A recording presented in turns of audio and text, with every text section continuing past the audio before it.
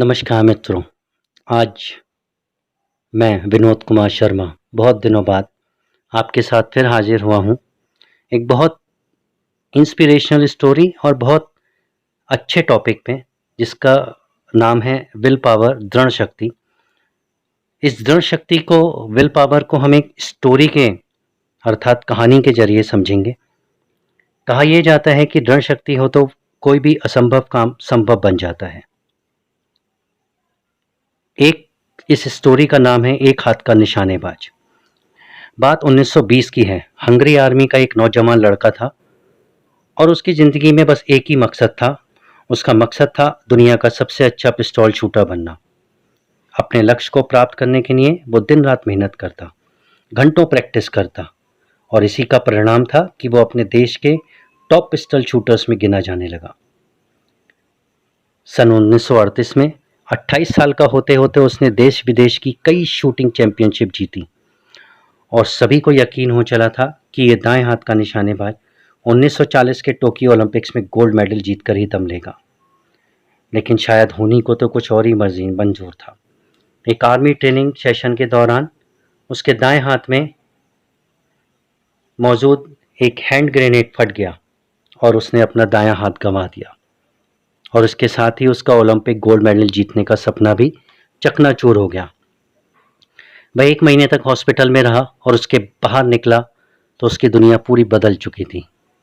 पर अब उसकी सबसे बड़ी ताकत उसका दायां हाथ उसके साथ नहीं था। कोई आम इंसान होता तो क्या करता? शायद वही जो हम सब करते, अपने भाग्य को कोसते, लोगों की सिंपैथी लेने की कोशिश करते या लोगों से कटने लगते और माइट बी पॉसिबल कि हम डिप्रेशन में चले जाते और अपने ज़िंदगी के मकसद को भूल जाते। लेकिन बचपन से दुनिया का सर्वश्रेष्ठ शूटर बनने का सपना देखने वाला वो लड़का तो किसी और ही मिट्टी का बना था। बाकी लोगों की तरह उसने ये नहीं सोचा कि उसने अपना हाथ खो दिया है, जिसे दुनिया का सबसे अच्छा शूटिंग हैंड बनाने में उसने दिन रात एक कर दिए।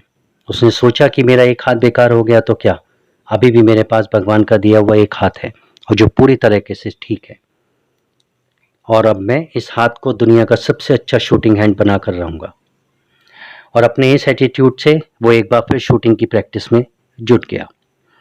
लगभग 1 साल बाद नेशनल शूटिंग चैंपियनशिप में पहुंचा। इतने टाइम बाद उसको देखकर लोगों ने सोचा कि शायद वो हमें इनकरेज करने के लिए आया है। वो बड़े प्रसन्न हुए, लेकिन वो बहुत आश्चर्य में पड़ गए जब उन्हें पता चला कि वो उन्हें इनकरेज करने के लिए नहीं, बल्कि उनसे मुकाबला करने के लिए आया है। कंपटीशन हुआ, मुकाबला हुआ और हैरान करने वाली बात यह थी कि उस शख्स ने वो मुकाबला अपने बाएं हाथ से जीता। एक बार फिर लगने लगा कि वो दुनिया का सर्वश्रेष्ठ शूटर बनने का सपना पूरा कर सकता है और ओलंपिक में गोल्ड मेडल जीत सकता है। पर दुर्भाग्य तो माने उसके पीछे पड़ा था। विश्व युद्ध की वजह से 1940 और 44 के ओलंपिक गेम्स रद्द कर दिए गए और सीधे 1948 लंदन ओलंपिक्स कराने का फैसला लिया गया। इसी बीच कितने ही नए शूटर्स अपनी प्रतिभा का लोहा मनवाने के लिए खड़े हो गए। कहाँ अपने प्राइम डेज में उसने दाएं हाथ से मुकाबला करना था और कहाँ इतनों सालों बाद वो बाएं हाथ से विश्व स्तरीय वर्ल्ड लेवल चैंपियनशिप में भाग लेने वाला था। पर उसे इन बातों की फिक्र कहाँ थी। वो तो बस एक ही चीज़ जानता था, प्रैक्टिस प्रैक्टिस एंड प्रैक्टिस, और वो प्रैक्टिस करता रहा। लंदन ओलंपिक्स में दुनिया के बेहतरीन शूटर्स के बीच मुकाबला उतरा। उसके साहस, उसकी हिम्मत, उसके धैर्य का आज इम्तहान था और उसने किसी को निराश नहीं किया। वो उस इम्तहान में पास हो गया, अर्थात उसने गोल्ड मेडल जीता।